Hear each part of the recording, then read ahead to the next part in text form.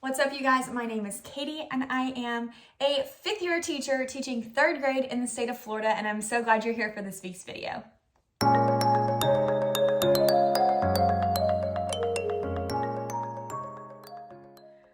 Fun fact, I have made a video in this exact spot. In fact, I just finished filming a video that was a plan with me video, because this is my spring break. I'm so excited. I'm just enjoying some relaxing lesson planning today with a nice little iced latte. So I'm just enjoying all the productive vibes.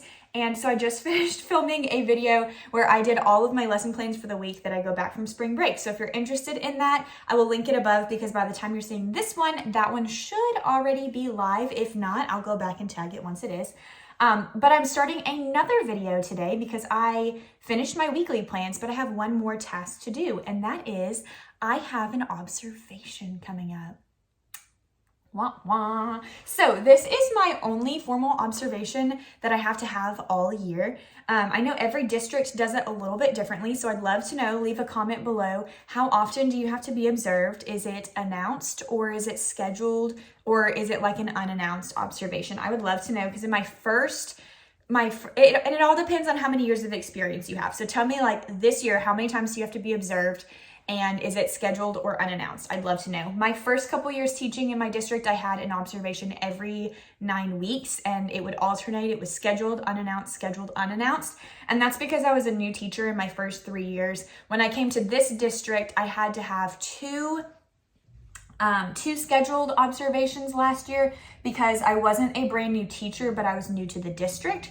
So I had 2 scheduled observations last year, one in the spring, one in the fall. And then this year, since it's my 5th year of teaching, which is crazy to think about, and I'm no longer new at this district, I only have to have one scheduled observation, but they come and do walkthroughs often.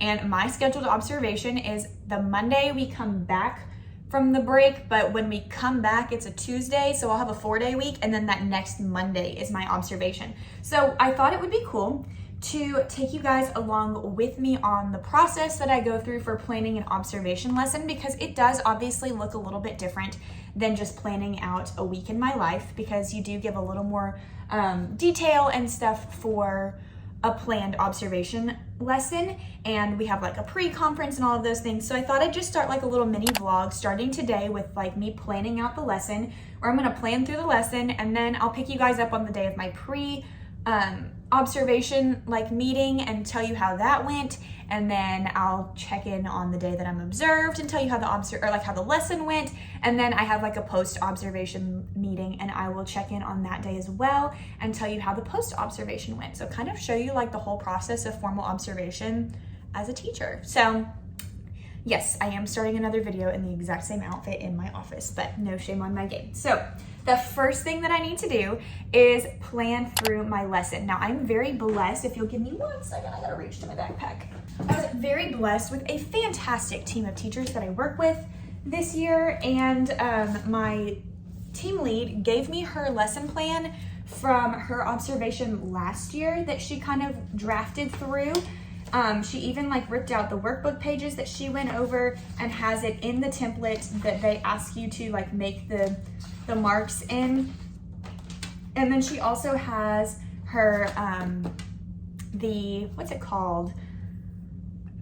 We have a rating scale that they use. It's basically a rubric, a teacher rubric, that they look for different elements of instruction. So she's put all of that together for me to look at. I am not teaching the exact same lesson as her, so I'm not gonna just copy paste her lesson verbatim, but I am gonna take some time at the beginning of my planning process to kind of pour through that and look and see what's the level of detail that she gave, how much does she stick to the book, to the curriculum, how much does she go off of the curriculum, because I think that's really important. Something that I've learned in observations over my last couple of years is you don't have to do something revolutionary when you're being observed. At least from what I've noticed, my first district was a very by the book. We want to come in and see what page you're on in the TE. I don't feel like this one is quite that way, but I'm not going to revolutionize what I'm doing in my classroom one day, because your students will be wait, what's happening? Keep with the same things that you've been doing, the same consistent routines, because that's what they want to see. They want to come in and see what you're doing for your everyday. And you can throw in a little bit of extra stuff here and there, but show them like what an average day in your classroom looks like. Don't feel like you have to reinvent the wheel. So I'm gonna look at her lesson plan, see how much she reinvented the wheel versus the Go Math curriculum. And that'll get me a good idea and a good framework to get started. So that's where I'm gonna start out with.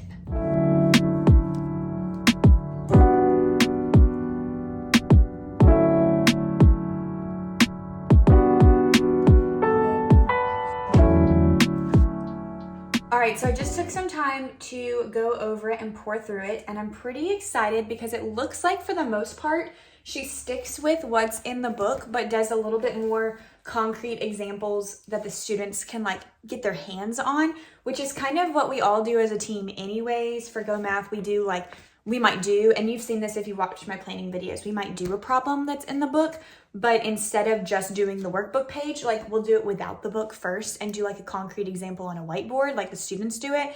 We talk about it, and then we open the book and we say like, look, here's that problem. Here's how they show you step by step. Does this match what we did as a class? So it's just kind of like best practice teaching, in my opinion, and how to like make this a little bit better and more interactive for the kiddos. So what I'm gonna do is go ahead and start typing up, and I'm working on that right now as we speak, my observation lesson plan. And I'm honestly gonna type it up in the same format that she did. Again, like I said, I'm not copying her lesson. I am just very grateful that she let me look over what it looks like, because this is a new school for me too. And so it's gonna be like really helpful for me to see like what are they looking for in an observation lesson, what kind of format do they like, etc., etc. So I'm gonna turn the camera around so you can kind of like watch me type it out. I'm gonna open up my TE and turn to the lesson that I'm doing in Go Math and kind of keep hers over to the side just as a guide for me to remember, like, am I doing what I need to be doing? Does this look good? Do I have XYZ? You know, you get the gist. All right, so here's all I've got so far.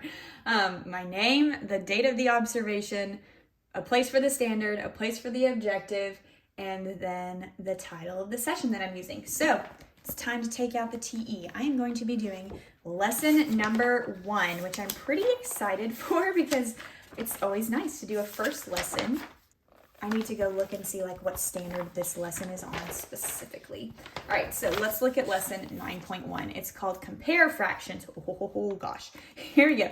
Compare fractions. So this is like an introduction to comparing fractions. Now, what I'm going to do, instead of putting the standard that's in there, we're actually switching to what's called best standards in the state of Florida. And I made this document because my friend Autumn and I are both total nerds, and she did this when she was teaching in Florida, and she sent it to me and I was like, I'm totally doing that. So we typed up the standards in our own little guide that's not quite as in-depth as the big best standards guide. This is like a quick reference, and it has all of the ELA standards and then the math standards. It's got it separated into sections. See, like right here, fractions. I typed up the standard. I put like the umbrella, what's this called? Strand, the strand that it's under. And then I just like bolded words that I thought were important or crucial for that standard. So what's cool is I can come in here and I can find where this is in fractions. So order and compare fractions and identify equivalent fractions. So this would be our math standard under fractions. It would be FR 2.1, plot, order, and compare fractional numbers with the same numerator or the same denominator. So that is FR 2.1. So for my standard, we're gonna do best math FR 2.1 and paste. So there's my standard. All right, cool. So we're off to a great start. We've got those things in there. So now what I'm going to do is start to plan my lesson. And I think I'm going to do different sections. Okay, so the first thing that we always do is our show what you know on the first day. So I'm going to put that in here. I'm going to start a list here. Let's complete pages 349 through 350 on their own. Use a random partner generator. Students find their partner and check their work. Show partners on the board. All right, and then we're gonna do the second part is always the vocabulary builder, and we do that together. So then we'll do vocabulary on page 350 together as a class. Students turn in their pages, and I usually take that as an easy classwork grade just to kind of help their grade out from the get-go with chapter 9, because if they're paying attention, we do it all together, so it's a nice classwork grade to start out a new chapter. So that would be my first section in there, I guess. So that's going to be my like accessing prior knowledge section. Then I'm going to jump into the actual lesson, and I kind of want to think about a way to introduce it. Vocabulary builder, discuss the word compare, help students recall that when you compare two numbers, you find which is greater or lesser. Review the symbols for equal to, greater than, and less than. Okay, so I really like this because you're starting with the whole numbers instead of doing the word fractions. So let's do like my introduce. I guess the first thing I'm going to do is write the word compare on the board.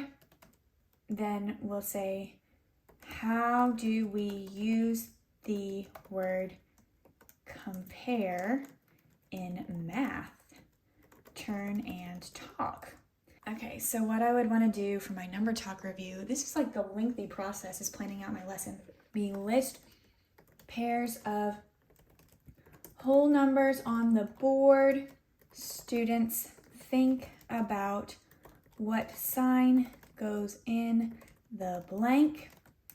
Count down from 5, and then they stand and show their answer with the corresponding hand motion. So like if it's greater than, they'll stand up and hold their arms like this, blah, and then our equal to is we always go like this.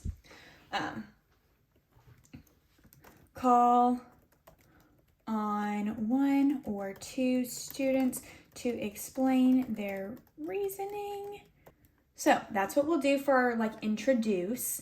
Then we're going to move into doing it with fractions.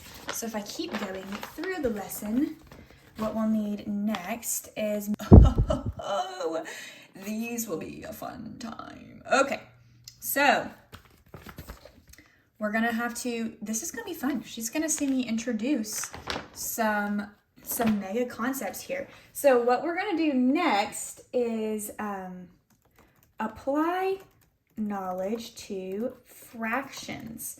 So I'm going to have to introduce fraction tiles as a manipulative. So we will set expectations for manipulatives. They are math tools, not toys. You need to follow directions to use them effectively. When I ring the bell, hands on your head, comma, then in your lap. Do not touch the fraction tiles after you hear the bell, because I will be looking at your tiles to see how you solve the problems. All right, pass out fraction tiles and give 3 to 4 minutes of time for students to explore the manipulative before we begin. Voila. Okay, so we'll introduce the fraction tiles, then we will give first example problem. Students listen to example with eyes closed and hands in lap. After I do the manipulatives, I think what I'll do, I'm starting to hit my tripod, is ask students to share what they notice or discovered about the tiles, because I think that would be good, because some of them might like figure out that you can make them equal and vice versa. Okay, so who climbed higher? Students, listen to the example with eyes closed. Reread the problem one more time. Turn and talk to retell the story problem to your neighbor. All right, how can you use the fraction tiles on your desk to solve this problem? Give students 2 minutes, ring bell, and share ideas. Okay, so that's what we've got here. You can act out the problem. What do we need to find? What information do we need to use? Record the steps you use to solve the problem, compare the links. All right, so after we share the ideas, then we will fill in the information on page 351. So that's when we'll fill in all of this stuff, but then they've already done it on the on their desk with the fraction tiles. And I can take pictures of student work to show on document camera as needed. So sometimes I'll walk around and I'll like snap a picture of how their cubes look, and then I'll put that up on the screen so they don't have to move all of their cubes over to the document camera, but they can still show what they did at their desk and like explain it. So we can do that too. All right, so then I think we will repeat that same process. Second example problem. We shall repeat the process from above with the question on page 352. What is the question on page 352? The camp leader is making waffles for breakfast. Okay, wait. What I need to do, let's say, emphasize that these fractions have the same numerator, because then we're switching to one with the same denominator. So the camp leader is making waffles for, maybe I should do another one with the same numerator and then do one with the same denominator. I want to do this justice, and I don't want to move on from the numerator yet. So let's do second example problem, and we'll like make up my own.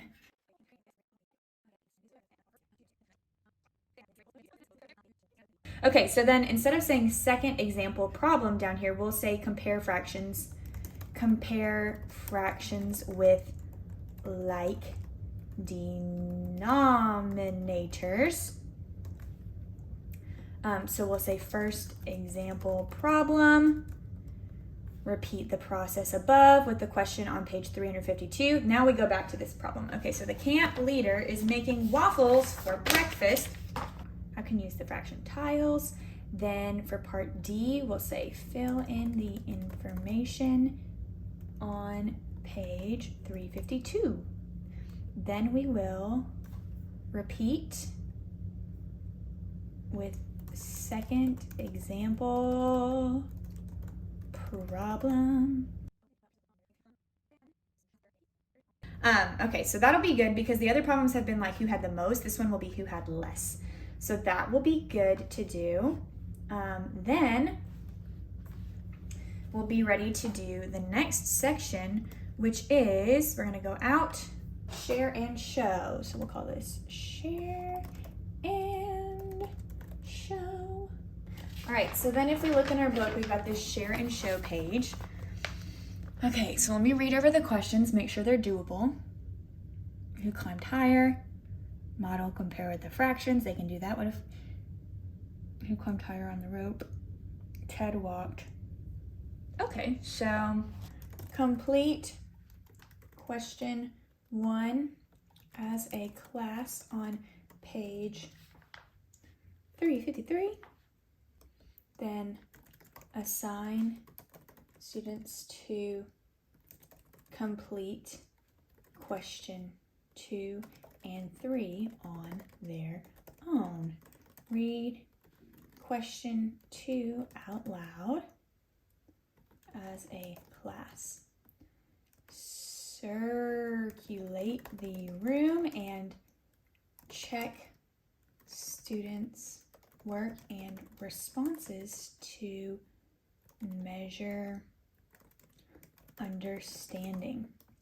Students who finish early can use the fraction tiles to write comparison sentences on their whiteboards, i.e. blank. Okay, then we will check number 2 through 3 together as a class. Then the last thing we'll do is the on your own. Assign the on your own problems on page 354. Focus on students who may have struggled with previous page.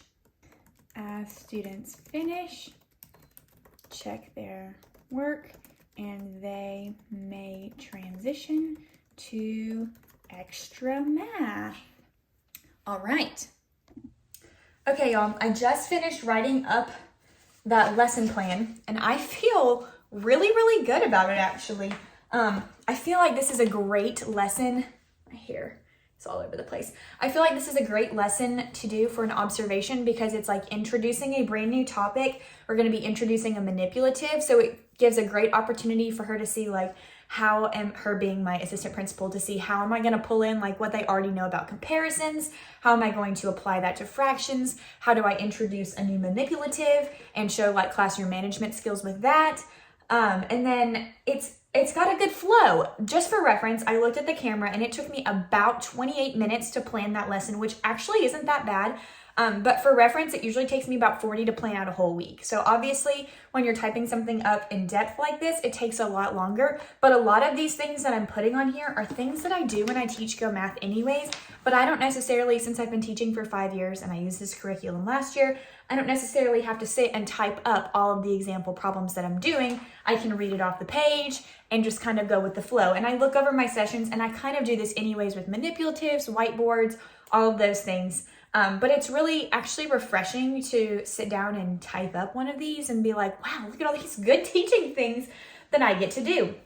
So that lesson plan is about a page. I think I'm gonna like change the spacing so it's easier to read. But then the next thing that I need to do is my pre-conference planning form, which I need to go into my email to find.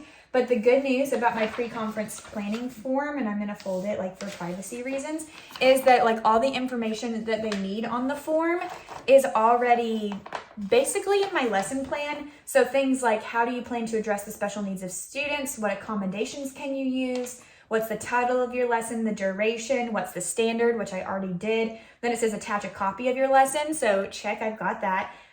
The type of lesson, are you doing new knowledge, deepening, or applying? And then the last one is our DPP element. So that's when I get to look at like the rubric and say like, these are the elements that I think you'll see in my lesson. Like how do I handle class management, all this stuff. Let me just like pull up the form and fill it out with y'all so you can see what it looks like. All right, at this point, I'm pretty sure even my computer is tired of lesson planning today, but here we go. All right, so here's what the pre-conference planning form looks like. So then what's my type of lesson will be interacting with new knowledge. So I'm going to do like a bold here and underline because that's the one that I'm doing. Will my strategy, my DPP element is, this is where I look at like my district rubric and everybody picks an element to use for professional growth. Mine will not be seen in this lesson because mine is collaborative planning. And some of it, it's like a planning element because we're working on team planning. So I'm going to bring some of like my reading plans that we've done to show as an example, but it won't be explicitly seen in this lesson because the element that I chose to focus on for professional development this year is collaborative planning. So that's what we've got there. So then the next thing is, what instructional elements would you like your observer to observe? So this is going back to our county rubric, which looks like this. And it has all these different elements like independent practice, provide opportunities for students to record their understanding, techniques to establish and maintain engagement, etc. So this is the part in my little pre-observation where I write down, I want you to watch this, this, and this. So I'm going to go ahead and type those in, and then I'll show you which ones I chose. All right, y'all, 10 years later, I got this done. So these are like the instructional elements that I want to be focused on for her to rate me on when she observes me. So like element 9 says use techniques to establish, maintain student engagement. Number 10, use response rate techniques to maintain student engagement in, I think that's in questions. I did not copy that whole thing. In questions, yes, in questions. Element 14 is engage students in linking activities, connect what they already know to new content. Maintain an orderly classroom by establishing classroom routines and procedures with the manipulatives, and then engage students in a brief review of content. So all of those are things that I'm going to be doing that I want her to watch me and rate me on our framework. Other information you would like admin to know before the observation? And I don't think there is, so I'm just going to leave that out right now. So there is my pre-conference planning form. Yippee, yippee.